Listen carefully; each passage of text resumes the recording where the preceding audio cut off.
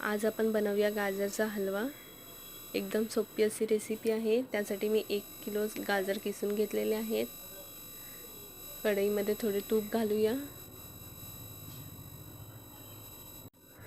गाजर घालून घेऊया किसलेले, मिक्स करून घेऊया थोडे। अर्धा लिटर दूध घातलेले आहे, मिक्स करून घेऊया।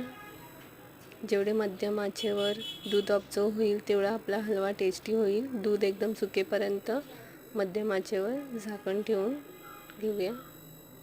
साखर घालून घेऊया 2 कप, मिक्स करून घेऊया। झाकण लावून ठेवूया। एकदम दूध ऑब्झर्व झालेले आहे। आपला हलवा रेडी आहे। त्यात मी थोडी मलाई घालून घेतलेली आहे, काजू बदाम आणि वेलची पूड घातलेली आहे।